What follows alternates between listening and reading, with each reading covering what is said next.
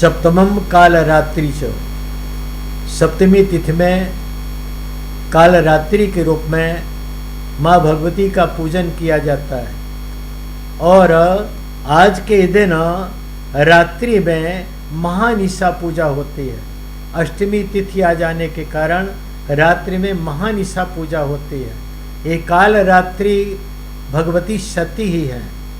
ये वही सती हैं जब यज्ञ में गई थी दक्ष प्रजापति के, वहाँ सती हो गई। जो तेज आया वह तेज काल रात्रि के रूप में प्रकट हुआ था।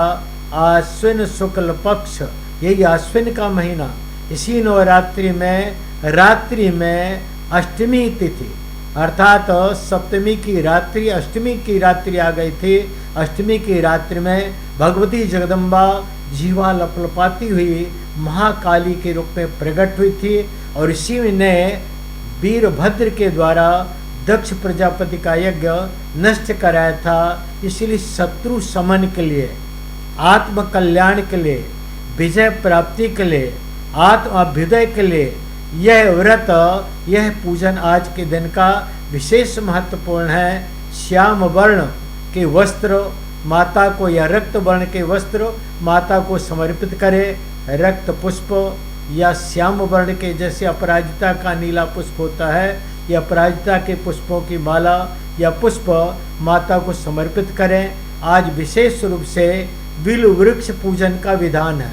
आज के दिन यदि आपने बिल्व मूल में अर्थात बिल्व वृक्ष की जड़ में जाकर, पेड़ में जाकर घृत दीपक जलाकर श्री सूक्त के द्वारा बिल्व वृक्ष के मूल में आपने यदि माता का पूजन किया, निश्चित ही स्थिर लक्ष्मी की आपको प्राप्ति हुआ करती है।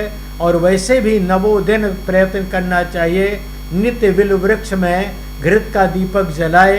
यदि आपके पास बिल्व वृक्ष नहीं तो गमले में ले लीजिए पौधा और घर में रख लीजिए। पूजन स्थान में बिल्व वृक्ष के नीचे पूजन करने का विशेष महत्व है। यदि आपको स्थिर लक्ष्मी चाहिए तो बिल्व वृक्ष के नीचे आप माता का पूजन करना प्रारंभ करें। रात्रि में महानिशा पूजन होता है, उसमें बलिदान का विधान है।